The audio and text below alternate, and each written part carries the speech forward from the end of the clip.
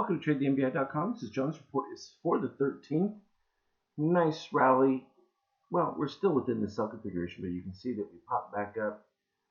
We still haven't seen the response from short-term, mid-term buyers, meaning that the fact that we popped up, we're still within a general sell signal, and that has continued since, well, all back over here on the 17th was when it first came in off this DOC spread where we had the cyan short-term shorts were selling into the configuration, and we've had a reset of the steel for a while, but now separation is pretty big, so we're likely to see more volatility within this, at least to the weak side. NQ, you can see, came back all the way, was a little bit stronger than the S&P or the ES as we look at it, and then the Dow you can see also. Puts in number 2 configuration there. Now that's what we would call a weak buy when midterm buyers de facto crossover above what you would see from long-term buyers. So still not properly going in the right direction. You can see the Dow not making a higher histogram yet from the shakeout indicator. So still the potential for some more weakness in there, but intraday was pretty easy to see how things had turned, and then it just started to accelerate, and we were able to follow that. Oil, still, again, supply issues.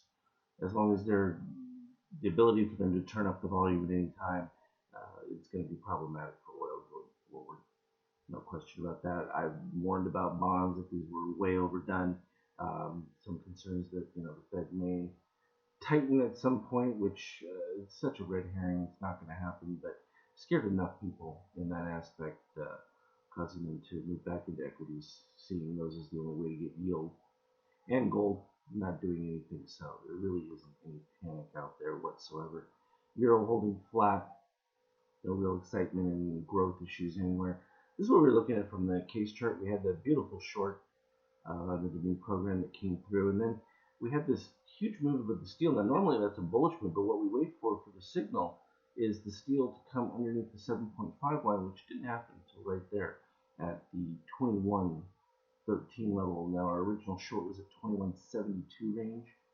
Yeah, that's a nice run. So then from the 21.13, been a nice clean ride until we got all the way up to the close of this bar, 21.46.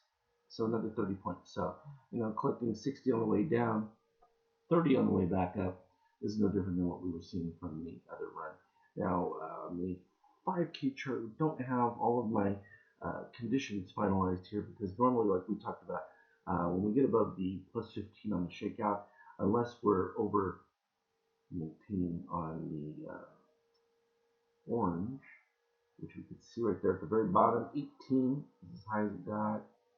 These didn't get quite there. This one just got to 17 on that one. So right on the precipice, and then we dropped down to like 15 on these, and then it got even less as we were moving across. But we did end up with clear DOC spreads once we were below the red line.